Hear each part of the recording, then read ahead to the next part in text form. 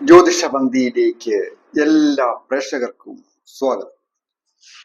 ഇന്ന് വിചിന്തനം ചെയ്യുന്നത് 2025 ഏപ്രിൽ മാസ ഫലമാണ്. അത് തുലാം രാശിക്കാരായിരിക്കുന്ന ചിത്തിരയുടെ 3-4 പാദങ്ങളും ചോതിയും വിശാഖത്തിന്റെ ആദ്യത്തെ 1-2-3 പാദങ്ങളും അടങ്ങുന്ന നക്ഷത്രക്കാരുടെ ഫലമാണ് പറയുന്നത്. തുലാം രാശിക്കാരെ സംബന്ധിക്കുന്നിടത്തോളം ഏപ്രിൽ മാസത്തിൽ വളരെ വിജയങ്ങളുടെ ഒരു മാസമാണ്. അതായത് രാശ്യാധിപനായിരിക്കുന്ന ശുക്രൻ അത് തൻ്റെ ഉച്ചരാശിയായ മീനം രാശിയിൽ സ്ഥിതി ചെയ്യും.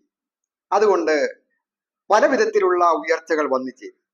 പ്രധാനമായിട്ട് ആരോഗ്യപരമായിട്ട് മെച്ചപ്പെടുകയും സൗന്ദര്യം വർദ്ധിക്കുകയും ഒക്കെ ചെയ്യുന്ന ഒരു കാലമാണ്. തേജസ് വർദ്ധിക്കുക, ഉന്മേഷം വർദ്ധിക്കുക, കുടുംബജീവിതം സന്തോഷപ്രദമായിരിക്കുക, കുടുംബ അന്തരീക്ഷം നന്നായിരിക്കുക, ഉള്ള ഗൃഹം പുതുക്കിപ്പണിയുക, പുതിയ ഒരു വാഹനം വന്നു ചേരുക, അങ്ങനെയുള്ള കാര്യങ്ങൾക്കൊക്കെ ഓരോ വ്യക്തികൾക്കും ഏതെങ്കിലും തരത്തിൽ അഭിവൃദ്ധികൾ വന്നു ചേരും. ശുക്രന്റെ സ്ഥിതി കൊണ്ട് അങ്ങനെയാണ് കാണുന്നത്. കൂടാതെ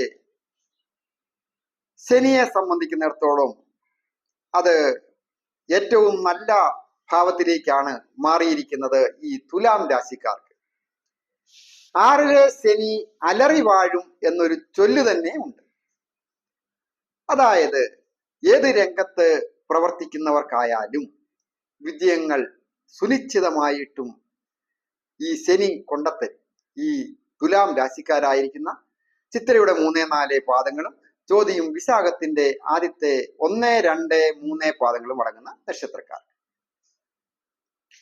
ആദിത്യന്റെ സ്ഥിതി കൊണ്ടും ഉത്തമമാണ്. അതായത് ഏപ്രിൽ മാസം 15-ാം തീയതി, അതായത് വിഷു മുതല് സർവാഭീഷ്ടങ്ങളും സാധിക്കേണ്ട ഭാവത്തിന്റെ അധിപനായിരിക്കുന്ന ആദിത്യൻ ഉച്ചരാശിയിലേക്ക് പ്രവേശിക്കുന്നു. ഏറ്റവും ബലമുള്ള രാശിയിലേക്ക് പ്രവേശിക്കും. അത് വളരെ നല്ലതാണ്. പഠിച്ചിറങ്ങിയ വിദ്യാർത്ഥികൾ, യുവതി യുവാക്കൾ, മധ്യവയസ്കർ ഒക്കെ ഒരു തൊഴിൽ അന്വേഷിക്കുന്നവർക്ക് അധികാരത്തോടു കൂടിയ ഒരു ജോലി ലഭിക്കുന്നതിന് യോഗമുണ്ട്. ദമ്പതികളായിട്ടുള്ളവർക്കും പൊതുവെ ഐശ്വര്യപൂർണമായ കാലം.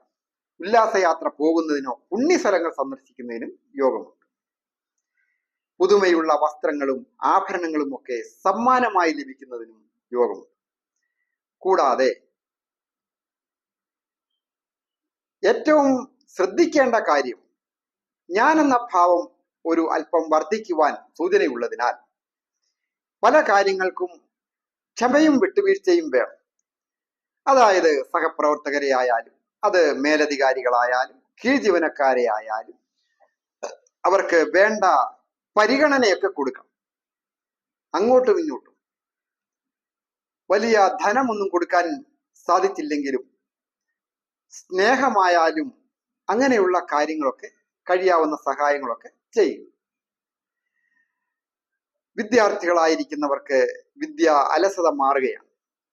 പഞ്ചമ ഭാവത്തിൽ നിൽക്കുന്ന ആ ശനി അവിടുന്ന് മാറുന്നത് വളരെ നല്ല ഭാവത്തിലേക്കാണ്, ഇഷ്ടഭാവത്തിലേക്കാണ്. അപ്പോൾ ചൊവ്വ, അതായത് 2 എന്ന് പറയുമ്പോൾ വിദ്യാഭാവത്തിന്റെ കൂടി അധിപനായിരിക്കുന്ന ചൊവ്വ തന്റെ നീചരാശിയിലാണ് സ്ഥിതി ചെയ്യുന്നത് എങ്കിലും നീചഭംഗത്തോടുകൂടി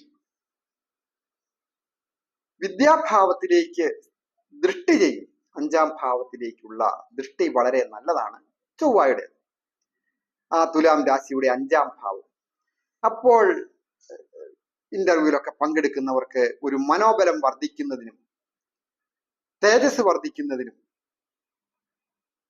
അവരവരുടേതായ രീതിയിൽ മികച്ച രീതിയിൽ പെർഫോം ചെയ്യുന്നതിനും ഇന്റർവ്യൂവിൽ വിജയിക്കുന്നതിനും ടെസ്റ്റുകൾ വിജയിക്കുന്നതിനുമൊക്കെ യോഗമുണ്ട്. ശ്രദ്ധിക്കേണ്ട കാര്യങ്ങൾ, വാഹനങ്ങൾ സ്വന്തമായിട്ട് കൈകാര്യം ചെയ്യുന്നവർ അതീവ ജാഗ്രത പാലിക്കണം. അതുപോലെ തന്നെ കടലിലൊക്കെ പോയി മത്സ്യബന്ധനങ്ങളൊക്കെ ചെയ്യുന്നവരും വളരെ ശ്രദ്ധിക്കേണ്ടതാണ്. ഇലക്ട്രോണിക്കൽ സംബന്ധമായ ജോലികൾ ചെയ്യുന്നവരും മിലിറ്ററി ഓഫീസേഴ്സും ഒക്കെ വളരെ ശ്രദ്ധിക്കുക. അധിക സാഹസികത പാടില്ല. വിദേശത്ത് പോകണമെന്നും ആഗ്രഹിക്കുന്നവർക്കും വിദേശത്തായിരിക്കുന്നവർക്കും ഒക്കെ ചില ക്ലേശങ്ങൾ സൂചകമാണ്.